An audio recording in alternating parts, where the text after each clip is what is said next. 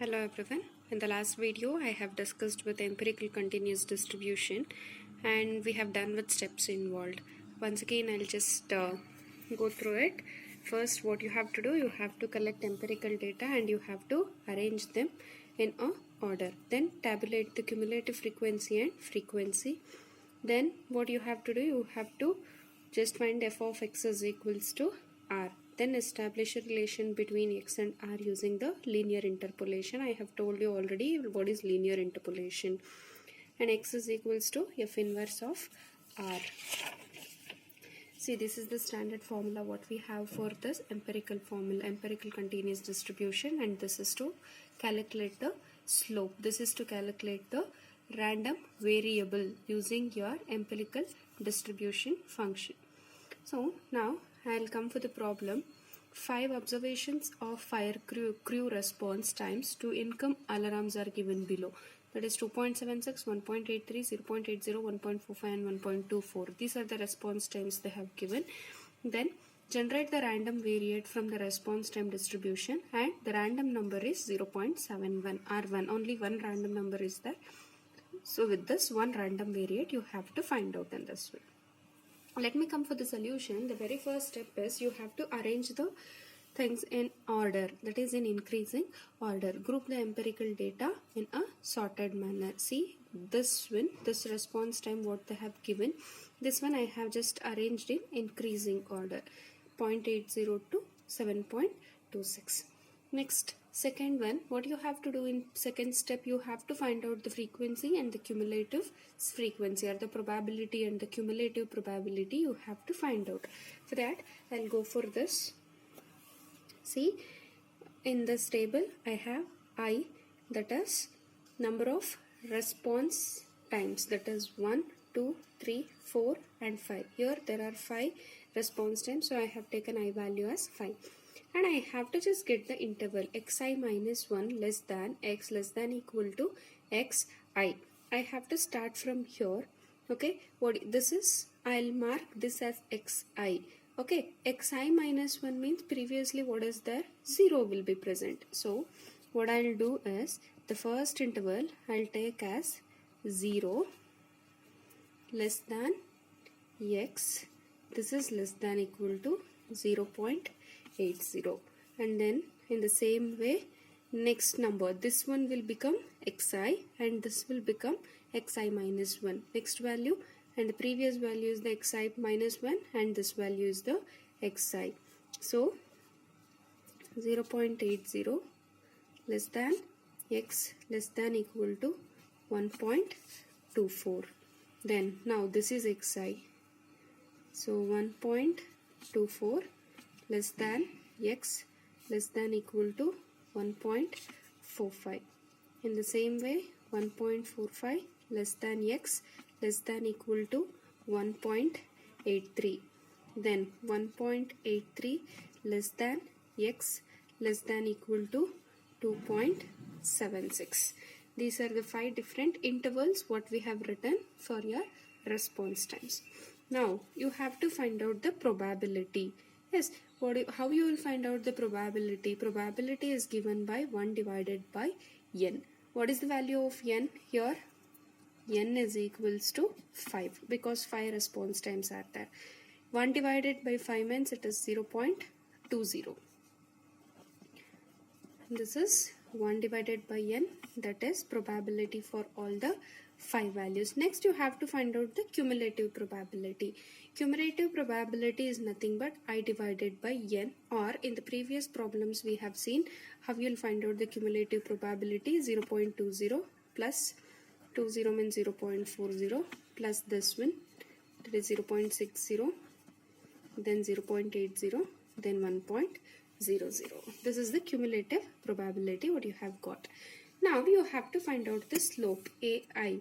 Already we have a formula in order to find out the slope AI, that is AI is equals to xi minus 1 divided by n. N is your number of response times, that is 5. Okay, what is xi and xi minus 1? Here you will get it. xi is 0, xi minus 1 is, sorry, xi is 0.80, xi minus 1 is 0. For this one, if I apply xi, what is xi? That is 0.80 minus xi minus 1 is 0 divided by 1 divided by n. What is 1 divided by n? 0.20. 0.80 means 0.40 I will get. Sorry, 4.00 I will get. Okay, so the value is 4.00. In the same way, again xi minus 1 divided by 1 divided by n. 1 divided by n already we have calculated. For this one, you will get the value as 2.20. Then next for this one, 1.05, 1.90, then 4.65. These are the slope values we have got. Okay, this slope value, that is AI, I am calculating from this formula, the slope formula. AI is equal to xi minus 1 divided by 1 divided by 1. Xi and xi minus value I am getting from here. This is xi minus 1, this is xi. All these are xi's, these are xi minus 1 values. Okay. Next, what is step 3? You have to just assign f of x is equals to r. This is as usual, you have to do f of x is equals to r. Then next, step 4, I'll just go for the step 4. Here you have to find out the random variate. That is r is equals to 0.71. It is given, that is your random number, and this graph shows the empirical continuous distribution function of IRQ response time. Okay, see here we have to just take the graph with respect to cumulative probability and the response time. See here, this is y-axis cumulative probability and here x the response time you have to take. Response time means here what we have in the problem, that is from, see, 0.80 to 2.76. So I'll just start from 0.5 and end it at 3. And cumulative probability, here we have just calculated, it is 2, 4.2, 0.4, 0.6, 0.8 and 1.0. That one you have to take as cumulative probability. Now, what is the first value? It is first response time. It is 0.80. Where this 0.80 will come? Around here. And for that, response time is 0.20. Okay, so the next thing, next number is 1.24. See, it is 1.24. Response time is 0.40. 1.24, 1.2 somewhere here, and then the response time it is 0.4. It will go here. Next number, it is 1.45. Again 1.45 means somewhere here. Then response time is 0.6. Next is 1.83. 1.8 somewhere here. Response time is 0.8. Then last number 2.76. 2.7 somewhere here, and response time it is 1. Okay, I'll just join all these things. From here I'll start.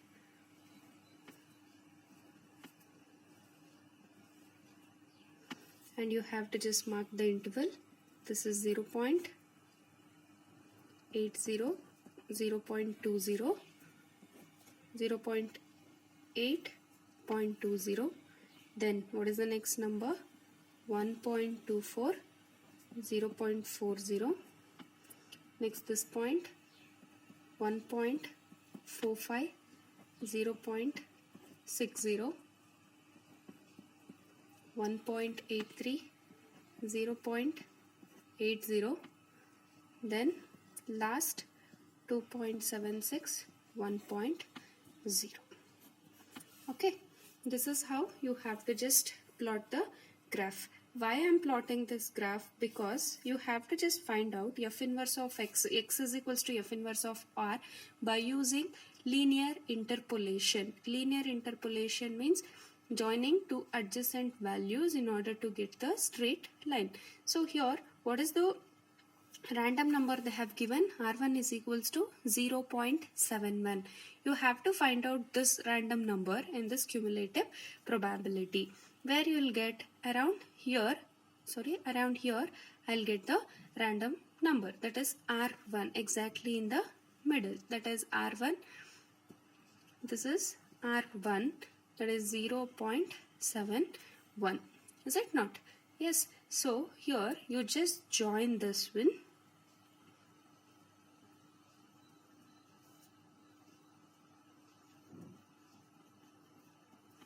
It will go around here.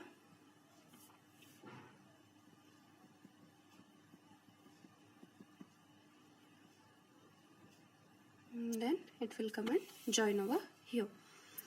Fine. See here where it is joining around 1.5, then 1.6 or 1.7, like that it is joining over here. So at this point I cannot just find out now. Now the thing is where it is joining in the interval 1.4 to 1.83, that is 0th interval, 1, 2 and 3. In between third and fourth interval it is present. See here also 0, 1, 2 and 3, or 1, 2, 3 and 4. 1, 2, 3 and 4. Is it not? So see here, given R1 is equals to 0.71 lies in the fourth interval 1, 2, 3, 4. Here also 1, 2, 3, 4. In the fourth interval it is lying. In between 3 out of 5, that is 0.6 is third interval, 0.8 is fourth interval, that is 3 out of 5.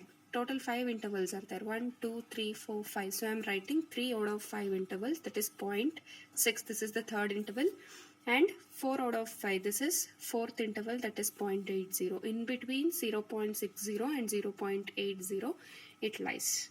Now by using the standard formula you have to just find out this one. This is the formula you have to use in order to find out the variate. X is equals to xi minus 1 plus ai r minus I minus 1 divided by n. So here x1 is equals to x I. What is the value of I? It lies in fourth interval, so I have to take I value as 4. 4 minus 1. I is equals to 4 cos it lies in fourth interval. Okay, so x 4 minus 1 plus a4 r1 minus 4 minus 1 divided by n. Okay, divided by n means it is what? The number of random numbers. X1 is equals to 1.45. 1.45, that is x3 value you have to just take plus 1.90. Already we have calculated the AI value. Sorry.